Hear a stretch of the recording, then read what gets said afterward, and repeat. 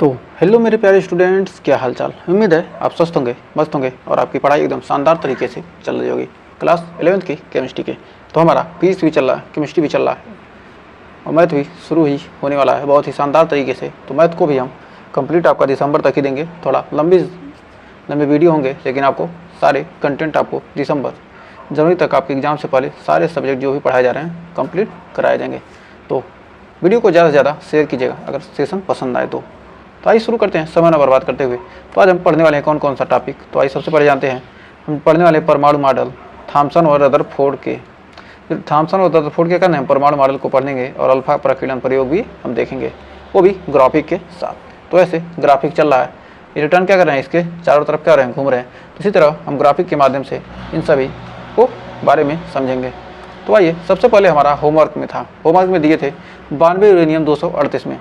तो इसमें पूछा था कि न्यूट्रॉन की संख्या, तो मतलब परमाणु द्रव्यमान संख्या कितना है, द्रव्यमान संख्या यानी परमाणु भार, परमाणु भार कितना है 238। और इलेक्ट्रॉन की संख्या यानी प्रोटॉन की संख्या कितनी है, प्रोटॉन कितने हैं 92।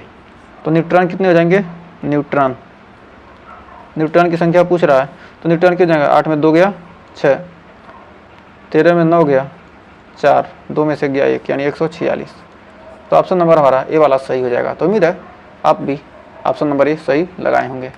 फिर अगला कह रहा है mg डबल प्लस में इलेक्ट्रॉनों की संख्या। हम जानते हैं mg का परमाणु क्रमांक कितना होता है 12, मैग्नीशियम का परमाणु क्रमांक 12 होता है और 2 इलेक्ट्रॉन क्या हो गए, निकल गए। तो कितने इलेक्ट्रॉन बचे 10। तो ऑप्शन नंबर ए हमारा सही हो गया। तो उम्मीद है इसमें भी आपको कोई डाउट नहीं होगा। तो बढ़ते हैं अगले टॉपिक की तरफ।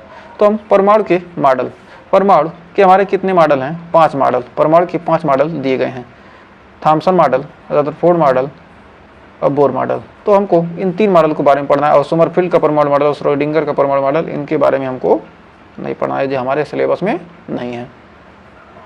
तो ये 2 परमाणु मॉडल क्या हमारे सिलेबस आउट ऑफ सिलेबस हैं। तो हमको सिर्फ 3 परमाणु मॉडल के बारे में पढ़ना है।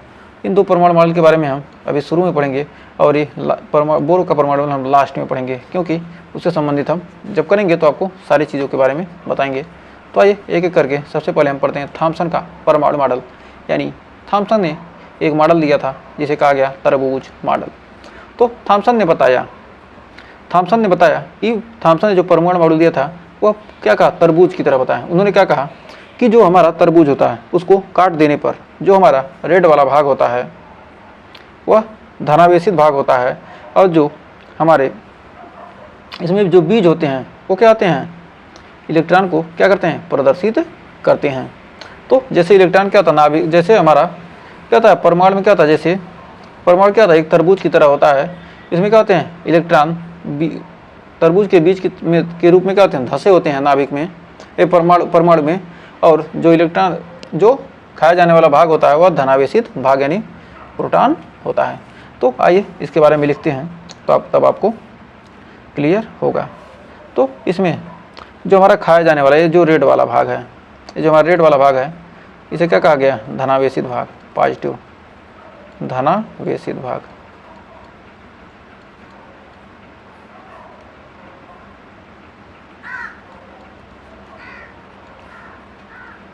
और जो हमारा बीज है उसको क्या कहा गया, ऋणावेशित भाग, ऋणावेशित भाग। बीज को क्या कहा गया, ऋणावेशित भाग। और जो हमारा रेड वाला भाग है उसे धनावेशित भाग कहा गया। तो थॉमसन ने, तो लिखते हैं थॉमसन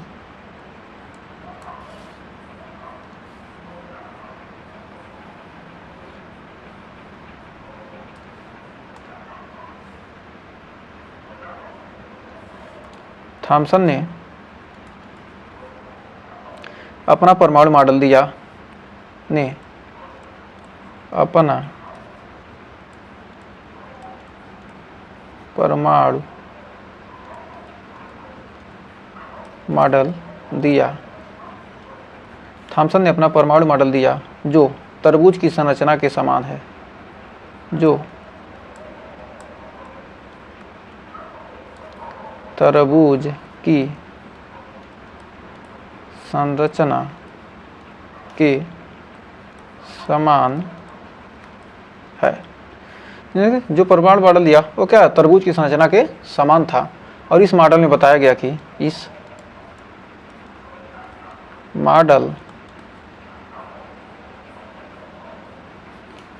मॉडल में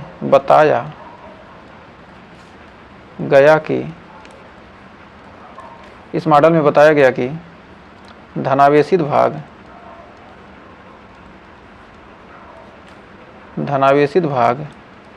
में ऋणावेशित कण क्या होते हैं, फंसे होते हैं।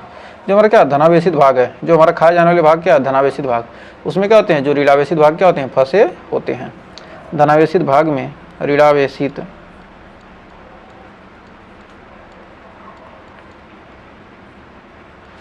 मन में आपके लड्डू फूट रहा हो कि तरबूज मिल जाए खा लें। धनावेशित भाग में ऋणावेशित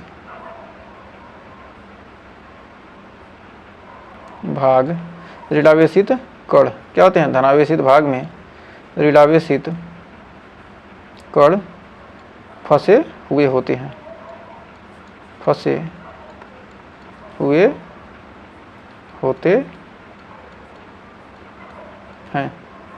जैसे तरबूज में बीज होते हैं, फंसे हुए होते हैं। जैसे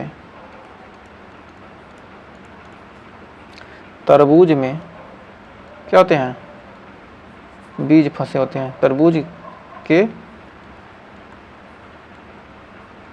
बीज होते हैं। इन्होंने क्या किया, एकदम सिंपल बता दिया कि जो परमाणु है ये क्या होता है, तरबूज की तरह होता है, जिसमें जो इलेक्ट्रॉन होते हैं वह धनावेशित भाग में क्या होते हैं, धंसे होते हैं। जैसे तरबूज में क्या होता है, हमारा बीज धंसा हुआ होता है। तो इनकी सीमाएं क्या थी, तो इनकी सीमाएं मतलब इनके परमाणु मॉडल में दोष क्या निकला। तो इनका परमाणु मॉडल क्या बता सका, अस्थायित्व के बारे में नहीं बता सका कि मतलब क्या है, परमाणु के अस्थायित्व के बारे में, मतलब इलेक्ट्रॉन घूमते हैं, इन सब के बारे में क्या किया इन्होंने नहीं बताया। और यह परमाणु मॉडल न्यूट्रॉन के बारे में नहीं बताया कि मतलब क्या होता है, परमाणु में न्यूट्रॉन भी एक कण होता है। तो इन चीज़ों के बारे में क्या होगा, बता नहीं सका, इसलिए क्या हो गया, इनका परमाणु मॉडल हो गया फेल। क्या हो गया, फेल, फ्लॉप हो गया। जैसे कोई मूवी आती है, अच्छे नहीं लगी तो क्या हो गई, फ्लॉप हो गई, पसंद नहीं आया।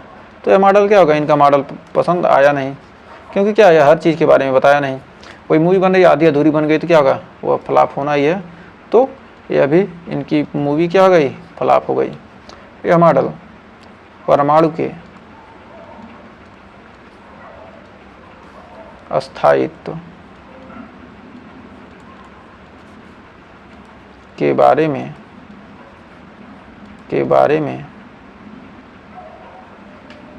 परमाणु के अस्थायित्व के बारे में नहीं बता सका।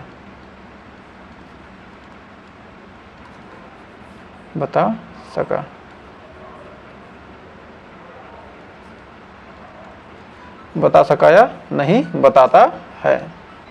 यह परमाणु के अस्थायित्व के बारे में क्या कहता है, नहीं बता सका या नहीं बताता है, या नहीं बताता है,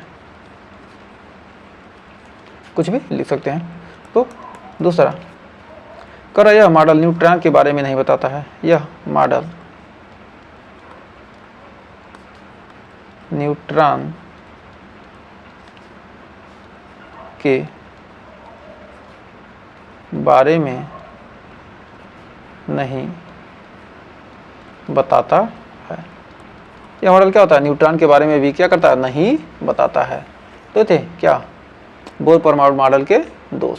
तो जब बोर परमाणु मॉडल के जो कमियां थी, इनको दूर करके हमारे रदरफोर्ड साहब आए, उन्होंने क्या किया, अपना परमाणु मॉडल लाया। तो इन्होंने क्या बताया, जो परमाणु के केंद्र में धनावेशित भाग होता है, जिसे उन्हें बताया कि क्या, परमाणु के केंद्र में एक धनावेशित भाग होता है जिसे नाभिक कहते हैं, और परमाणु का बहुत सारा भाग खाली होता है जिसे में इलेक्ट्रॉन के चारों ओर क्या होते हैं, घूमते हैं। तो इन्होंने क्या किया, एक अल्फा प्रकीर्णन प्रयोग किया। तो इन्होंने क्या किया, सबसे पहले अल्फा प्रकीर्णन प्रयोग किया, तब उससे निष्कर्ष निकाला, तब इन्होंने क्या किया, परमाणु मॉडल दिया।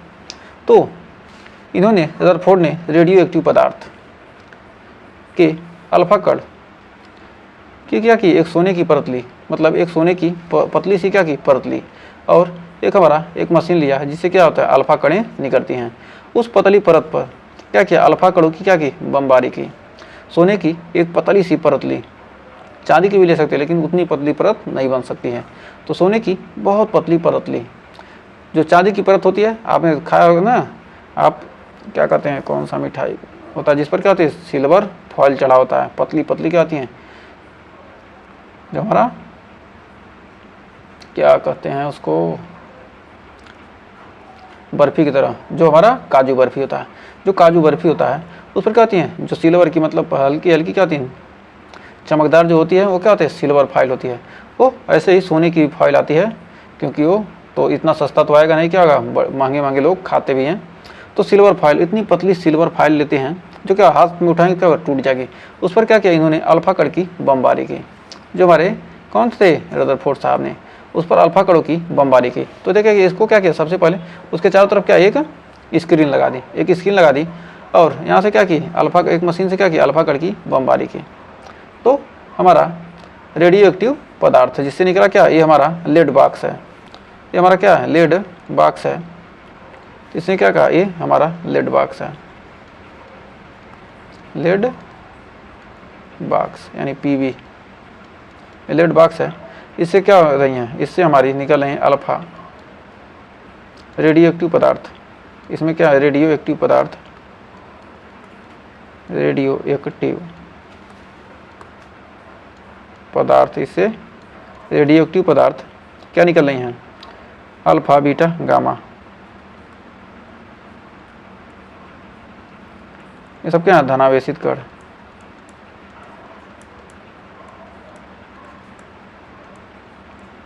अल्फा बीटा गामा, अल्फा क्या है, धनावेशित कण है हमारा, अल्फा क्या है, धनावेशित कण है।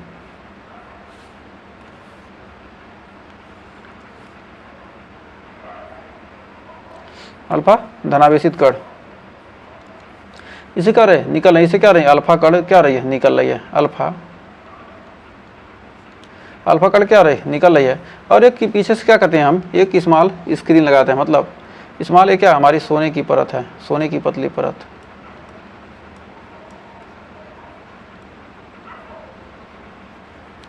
पतली परत, ये सोने की क्या है, एक पतली परत है।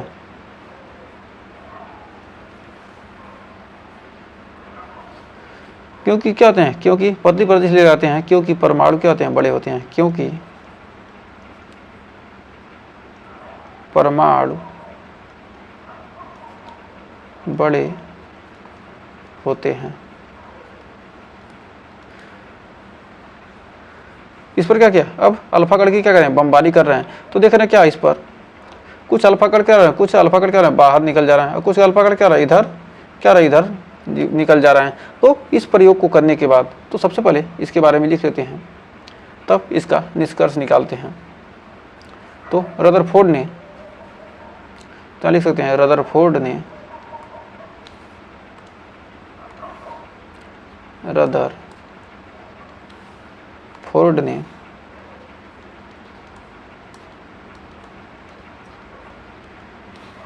रदरफोर्ड ने रेडियो एक्टिव पदार्थ के रेडियो एक्टिव पदार्थ के अल्फा कणों, रेडियोएक्टिव पदार्थ के अल्फा कणों यानी धनावेशित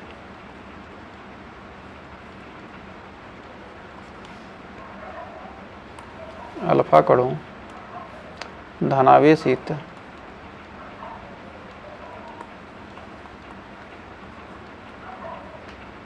की अल्फा कणों की बमबारी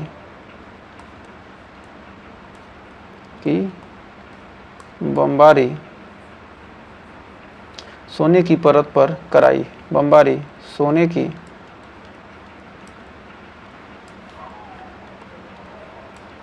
परत पर कराई, सोने की परत पर कराई, जिससे तीन स्थितियां प्राप्त हुई, जिससे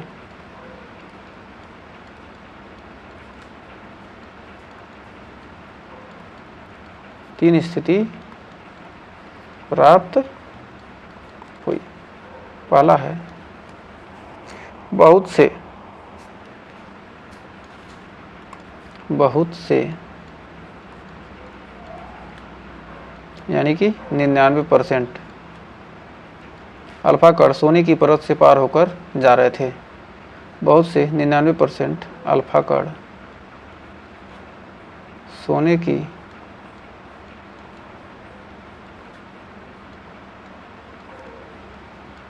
परत से पार होकर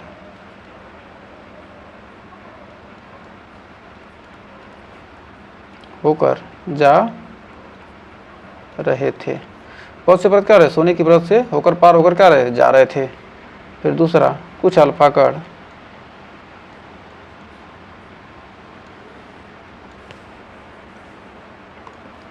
कुछ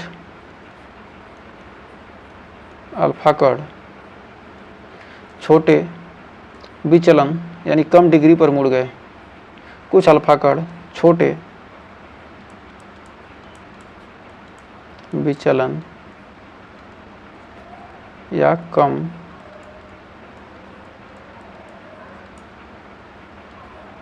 डिग्री पर मुड़ गए।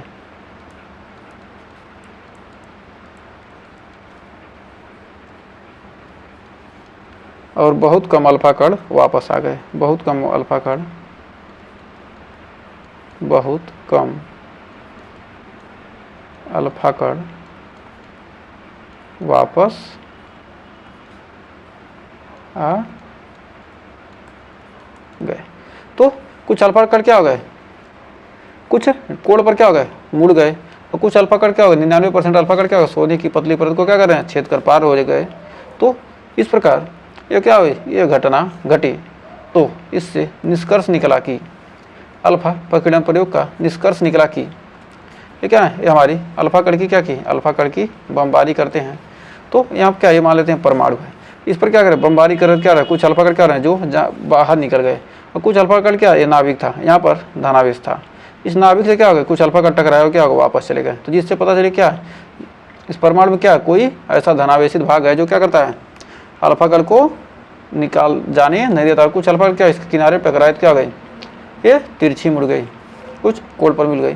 तो पहला, परमाणु का अधिकांश भाग क्या है, खाली है। परमाणु का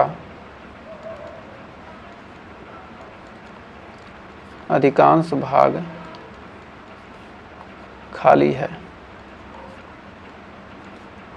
दूसरा है, परमाणु में धनावेशित भाग होता है। परमाणु में धनावेशित भाग होता है। तीसरा है, धनावेशित भाग, धनावेशित भाग यानी नाभिक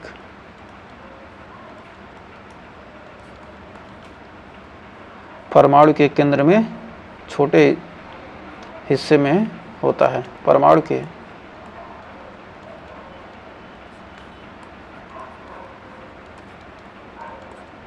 केंद्र में छोटे हिस्से में होता है, छोटे हिस्से में होता है।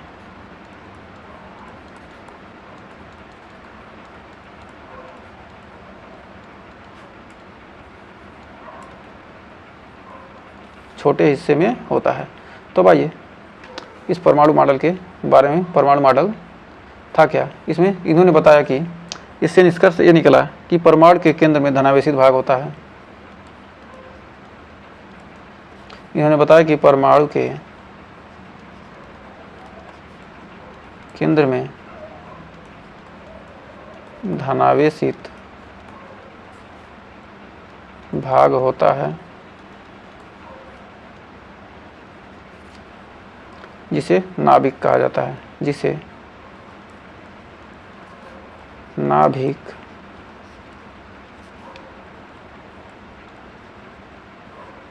यानी कि न्यूक्लियस कहा जाता है।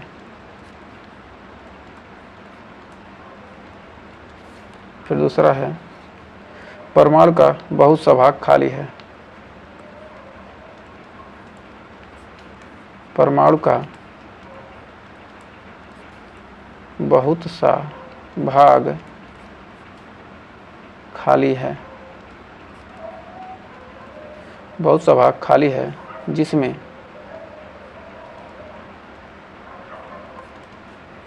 इलेक्ट्रॉन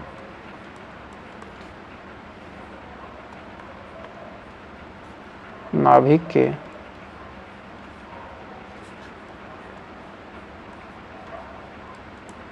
चारों ओर घूमते हैं। जिसमें इलेक्ट्रॉन क्या होते हैं, नाभिक के चारों ओर घूमते हैं। इन दो चीज़ों के बारे में क्या किया, रदरफोर्ड ने बताया। तो यहाँ पर भी रदरफोर्ड क्या हो गए, हमारे फेल हो गए। तो आपका एक क्वेश्चन है, उसको कमेंट में बताइएगा कि अल्फा कण क्या होता है। क्वेश्चन हमारा, अल्फा कण ए धनावेशित है, बी ऋणावेशित है,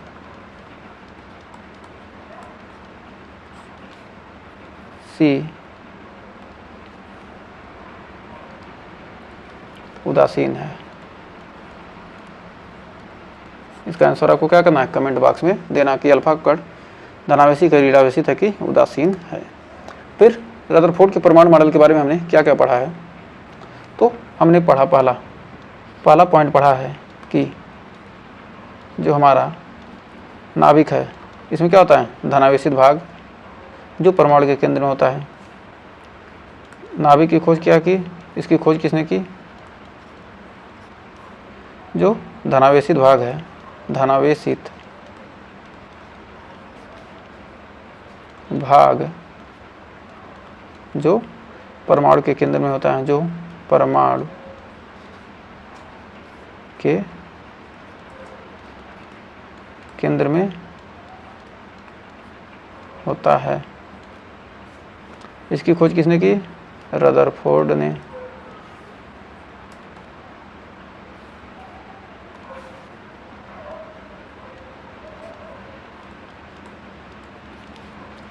फिर हमने पढ़ा दूसरा, नाभिक की खोज कैसे हुई। नाभिक की खोज कैसे हुई, अल्फा प्रकीर्णन प्रयोग से। अल्फा प्रकीर्णन प्रयोग से नाभिक की खोज किससे हुई, अल्फा प्रकीर्णन प्रयोग। इसमें क्या किया, प्रयोग पदार्थ, कौन सा पदार्थ प्रयोग किया गया, प्रयोग पदार्थ, रेडियो एक्टिव पदार्थ, रेडियो एक्टिव पदार्थ का क्या किया गया, उपयोग किया गया। फिर इसमें धातु की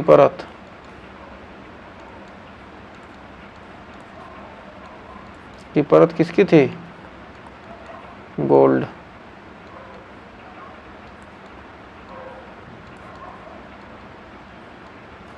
की पतली परत का यूज किया गया। फिर तीसरा, नाभिक के चारों ओर क्या होते हैं, इलेक्ट्रॉन चक्कर लगाते हैं। तो हमने रदरफोर्ड के परमाणु मॉडल में क्या किए, इतनी चीज़ें पढ़ी हैं। तो आपका एक बार क्विक रिवीजन तुरंत का तुरंत हो गया। नाभिक के चारों ओर इलेक्ट्रॉन चक्कर लगाते हैं।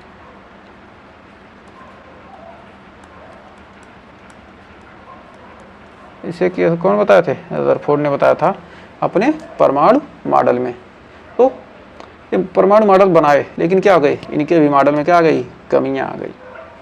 तो आइए देखते हैं इनके मॉडल में क्या क्या कमियां थी, और इनका भी मॉडल क्या हो गया, फेल हो गया। तो इनका मॉडल, यह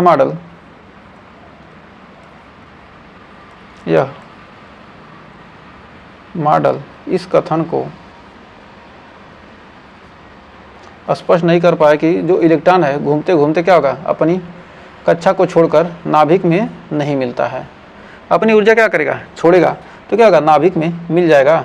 यह परमाणु क्या हो गया, परमाणु के अस्तित्व अस्थायित्व के बारे में नहीं बता सका कि जो इलेक्ट्रॉन क्या हो रहे हैं, घूम रहे हैं, वो चक्कर लगाते लगाते पता चले नाभिक में ही गिर जाएं तब, तो इसके बारे में नहीं बता सका। इस मॉडल, यह मॉडल इस कथन को स्पष्ट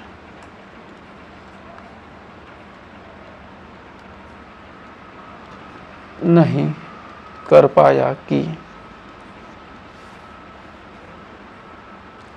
कि इलेक्ट्रॉन घूमते घूमते अपनी ऊर्जा को छोड़कर नाभिक में नहीं मिलता, छोड़कर नाभिक में नहीं मिलता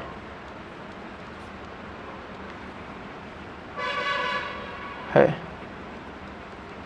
यह मॉडल परमाणु के स्थायित्व के बारे में, स्थायित्व को नहीं स्पष्ट कर सका। यह परमाणु मॉडल, यह परमाणु मॉडल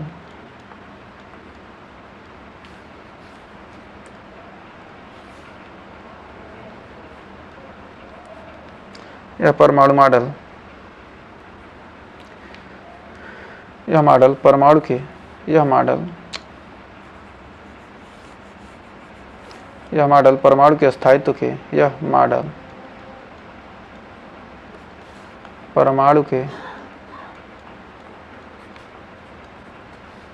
यह मॉडल परमाणु के स्थायित्व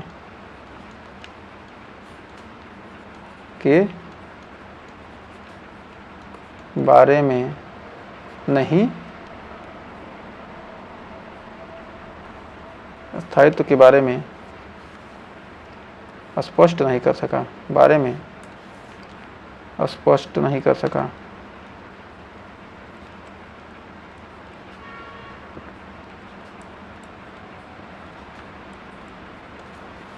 तो कारण इसका क्या है कि, तो ये कारण देखते हैं। हम कारण जानते हैं कि अपकेंद्र बल के कारण वृत्ताकार पथ में इलेक्ट्रॉन क्या होते हैं, लगातार घूमते हैं, वो नाभिक में नहीं मिलते हैं। तो यही चीज़ क्या किया उसने, अगर बता दिया होता तो क्या होता, इनका परमाणु मॉडल चल गया होता। तो कारण क्या था कि अपकेंद्र बल के कारण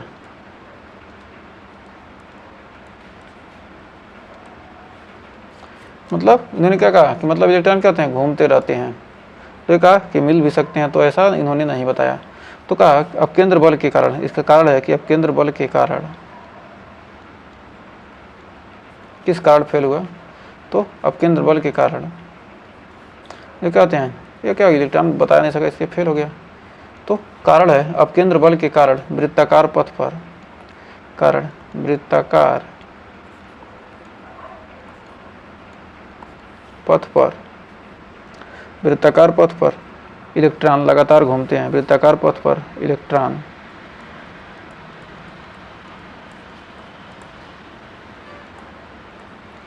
लगातार घूमते हैं, वह नाभिक से नहीं मिलते हैं, घूमते हैं वह नाभिक से नहीं मिलते। क्या कहते हैं, नाभिक से नहीं मिलते हैं।